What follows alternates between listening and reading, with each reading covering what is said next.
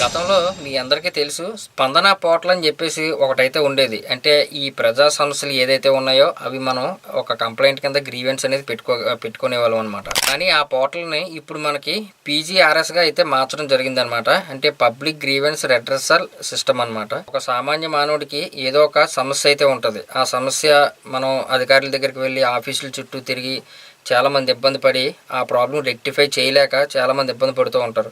అలాంటి వాళ్ళకి మనకి ఇది సెపరేట్గా పోర్టల్ అనమాట. ఇది పబ్లిక్ గ్రీవెన్స్ ఎవరైనా సరే పెట్టుకోవచ్చు. మీరే ఇండివిజువల్గా పెట్టుకోవచ్చు అనమాట. మీరు ఈ గ్రీవెన్స్ పెట్టిన 30 డేస్లో మీ ప్రాబ్లం అనేది సాల్వ్ అవుతుంది. అయితే గతంలో మన ఛానల్లో సిపి గ్రామ్స్ అని చెప్పేసి మనం ఆల్రెడీ చేసాం. అదేంటంటే సిఎస్సిలో ఏ విధంగా చేయాలనేది చూపించాను. అది మీకు పిఎం ఆఫీస్కి అయితే వెళ్తుంది అనమాట. అది డైరెక్ట్గా సెంట్రల్ పోర్టల్. మీరు పెట్టిన గ్రీవియన్స్ ప్రైమ్ మినిస్టర్ ఆఫీస్కి అయితే వెళ్తుంది. ఇదేంటంటే స్టేట్ పోర్టల్ అనమాట. ఇది సీఎం ఆఫీస్కి అయితే వెళ్తుంది. ఫస్ట్ సీఎం ఆఫీస్కి అయితే వెళ్తుంది, తర్వాత నుంచి కలెక్టరేట్కి అయితే వస్తుంది, దాని నుంచి ఎంఆర్ఓ ఇలా మండల స్థాయిలో అయితే వస్తుంది అనమాట.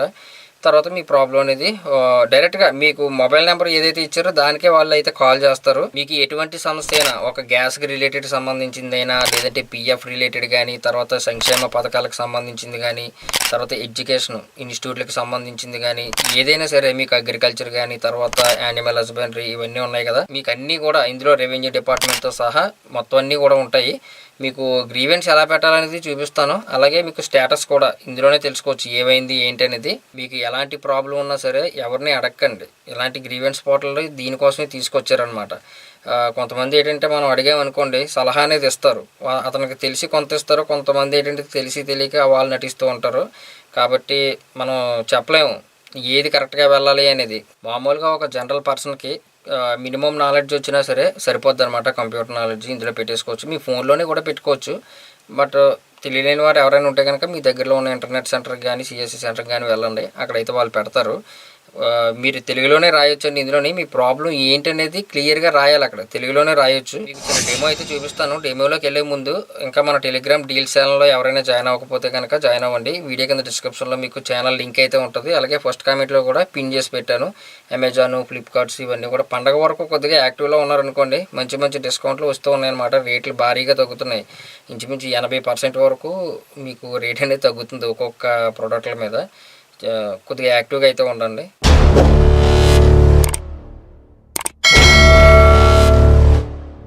ఈ వీడియో కింద మీకు డిస్క్రిప్షన్లో లింక్ ఉంటుంది, క్లిక్ చేయండి. క్లిక్ చేస్తే వెబ్సైట్ ఈ విధంగా ఉంటుంది అనమాట. ఇది కూడా సిపి గ్రామ్స్కి సంబంధించిందే.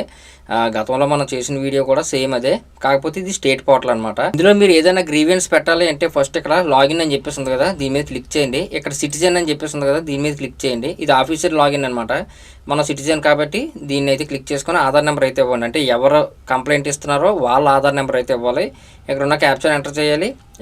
ఈకేవైసీ ఓటీపీ అని చెప్పేసి క్లిక్ చేస్తే మీ ఆధార్కి లింక్ అయిన ఫోన్ నెంబర్కి ఓటీపీ అయితే వెళ్తుంది అనమాట. జస్ట్ నేను క్లిక్ చేశాను, ఇక్కడ ఓటీపీ అయితే వెళ్ళింది. ఆ ఓటీపీని ఇక్కడ ఎంటర్ చేసి వెరిఫై చేద్దాం. జస్ట్ మనం ఇక్కడ వెరిఫై చేయగానే కాసేపు లోడింగ్ అయితే తీసుకుంటుంది. తీసుకున్న తర్వాత డాష్ బోర్డ్ ఏ విధంగా ఓపెన్ అవుద్ది అనమాట. ఇక్కడ మీరు ఏదైనా గ్రీవెన్స్ పెట్టాలి అనుకోండి. ఇప్పుడు మీరు ఏదైనా కంప్లైంట్ పెట్టాలి అంటే ఇక్కడ గ్రీవెన్స్ రిజిస్ట్రేషన్ అని చెప్పేసి అయితే ఉంది కదా, దీని మీద క్లిక్ చేయాలి. ఇంతకు ముందు స్పందన వెబ్సైట్ ఏ విధంగా ఉండేదో అదే విధంగా పెట్టుకోవాలి. బట్ ఏంటంటే కొద్దిగా ఇంటర్ఫేస్ అనేది మారింది. ఇక్కడ ప్రొసీడ్ ఫర్ గ్రీవెన్స్ రిజిస్ట్రేషన్ అని చెప్పేసి వస్తుంది. దాని మీద క్లిక్ చేసి ఇక్కడ మీ మొబైల్ నెంబర్ అయితే ఎంట్రీ చేయాలి. ఈ మొబైల్ నెంబర్కే అప్డేట్ ఇస్తారు, నెక్స్ట్ కాల్ కూడా చేస్తారనమాట. ఒకవేళ మీ ఇంటికి ఆఫీసర్స్ వచ్చినా ఈ ప్రాబ్లం రెక్టిఫై చేయడానికి ఆ నెంబర్కి మాత్రమే కాల్ చేస్తారు. ఎవరి పేరు మీద అయితే కంప్లైంట్ పెడుతున్నారో వాళ్ళ పేరు, తర్వాత వాళ్ళ father name, next date of birth అనమాట. డేట్ ఆఫ్ బర్త్ కూడా ఎంటర్ చేయాలి, జిల్లా ఎంటర్ చేయాలి, మండలం, తర్వాత గ్రామ వార్డు సచివాలయం, ఆ సెక్రటరేట్ ఏదనేది ఇక్కడ సెలెక్ట్ చేసుకోవాల్సి ఉంటుంది. నెక్స్ట్ ఇంటి నెంబర్ ఇవ్వాలి. నెక్స్ట్ నివాసం అంటే ఆ విలేజ్ పేరు అయితే ఇవ్వచ్చు. తర్వాత ఇక్కడ జెండర్ సెలెక్ట్ చేసుకుంటారు. ఇక్కడ ఇండివిజువల్ ఆర్ కమ్యూనిటీ అని చెప్పేసి అయితే అడుగుతున్నారు అనమాట. ఇండివిజువల్ కాబట్టి ఇదే పెట్టుకోండి. ఒకవేళ సంఘానికి సంబంధించింది అనుకోండి, ఏదైనా ట్రస్ట్కి కానీ, సంఘానికి కానీ, దేవాలయాలు ఇవన్నీ ఉంటాయి కదా, డ్వాక్రా గ్రూప్ సంఘాలు అవి ఉంటాయి కదా, అలాంటి వాటికి సంబంధించింది అయితే కమ్యూనిటీ అయితే పెట్టుకోవాల్సి ఉంటుంది అనమాట. మనం ఇండివిజువలే కాబట్టి ఇదే పెడుతున్నాను. నెక్స్ట్ ఇక్కడ ఫిర్యాదులు చిరునామా అని చెప్పేసి అడుగుతున్నారు కదా, మీరు ఏ లొకేషన్ నుంచి పెడుతున్నారు, ఏ ఊరు నుంచి పెడుతున్నారు, జిల్లా, మండలం, తర్వాత గ్రామ వార్డు సచివాలయం పేరు ఇవన్నీ కూడా సెలెక్ట్ చేసుకోండి. మీకు ఈ దేనికి సంబంధించింది, ఏ డిపార్ట్మెంట్కి సంబంధించింది అనేది మీరు ఇక్కడ సెర్చ్ అయితే చేసుకోవచ్చు ఆ డిపార్ట్మెంట్స్. ఒకవేళ లేదు అనుకుంటే కనుక ఇక్కడ డిపార్ట్మెంట్ శాఖ అని చెప్పేసి ఉంది కదా, ఇందులో మీకు అన్నీ వస్తాయి అన్నమాట. ఒకవేళ మీకు హెల్త్కి రిలేటెడా, లేదంటే ఫైనాన్స్కి సంబంధించిందా, లేదు అనుకుంటే డిపార్ట్మెంటల్ స్కిల్ డెవలప్మెంట్కి సంబంధించిందా, లేదంటే ఏదైనా రేషన్ కార్డుకి సంబంధించింది ఏదైనా ఉందా, తర్వాత బ్యాక్వర్డ్ క్లాసెస్, తర్వాత అగ్రికల్చరు, యానిమల్ హస్బెండరీ, డైరీ ఫామ్కి సంబంధించింది కానీ, ఒకవేళ హౌసింగ్ సంబంధించింది అయితే ఇది, నెక్స్ట్ హెల్త్ అండ్ మెడికల్, ఇవన్నీ కూడా చాలా ఉంటాయి అన్నమాట. ఇక్కడ మున్సిపల్ కార్పొరేషన్ కానీ, లేదంటే Panchayati Raj and rural development, planning, రెవెన్యూకి సంబంధించింది కానీ, తర్వాత ఇంకా ఏమైనా గ్యాస్కి సంబంధించింది కదా, ఇవన్నీ కూడా ఉంటాయన్నమాట. నేను రెవెన్యూకి సంబంధించిన డిపార్ట్మెంట్ సెలెక్ట్ చేశాను అనుకోండి, ఇక్కడ హెచ్ఓడిని అయితే మీరు సెలెక్ట్ చేసుకోవాల్సి ఉంటుంది. నెక్స్ట్ ఇక్కడ మీకు సబ్జెక్ట్ ఏంటి, మీరు ఇక్కడ సబ్జెక్ట్ని కూడా మీరు సెలెక్ట్ చేసుకోవాల్సి ఉంటుంది. నెక్స్ట్ ఇక్కడ సబ్జెక్టు అవన్నీ కూడా మీకు ఇందులో ఆటోమేటిక్గా వస్తాయి. వచ్చిందాన్ని మీకు అందులో చూసుకొని పెట్టుకోండి. తర్వాత ఇక్కడ సోర్స్ ఆఫ్ టైపు, అర్జీ నమోదు రకము ఆన్లైన్, మనం ఆన్లైన్గా పెడుతున్నాం కాబట్టి ఆన్లైన్ యూజర్ అని పెట్టేసుకొని వన్స్ ఒకసారి మీరు ఇవన్నీ కూడా సెలెక్ట్ చేయగానే మీకు ఏ అధికారి ఈ ప్రాబ్లం రెక్టిఫై చేస్తారనేది ఇక్కడ అయితే వస్తుంది అనమాట. చూసుకోండి. తర్వాత రిమార్క్స్ దగ్గర మొత్తం టోటల్గా అసలు దేని గురించి మీరు పెడుతున్నారు అనేది ఇక్కడ మొత్తం ఇన్ఫర్మేషన్ అంతా రాయాలి, మీ పేరుతో సహా మొత్తం అంతా కూడా ఆ సమాచారం మొత్తం మీరు తెలుగులో అయితే మీరు రాసుకోవచ్చు. గూగుల్ ఇన్పుట్స్ టూల్స్ అయితే ఉంది కదా, అందులోకి వెళ్ళి మీరు తెలుగులో టైప్ చేసుకొని ఇంగ్లీష్లో టైప్ చేస్తే తెలుగులో వస్తుంది. దాన్ని మొత్తం కాపీ చేసి ఇందులో అయితే పేస్ట్ చేసేయండి. తెలుగులో కూడా రాసుకోవచ్చు, ప్రాబ్లం లేదు, ఇంగ్లీష్ అయినా పర్వాలేదు.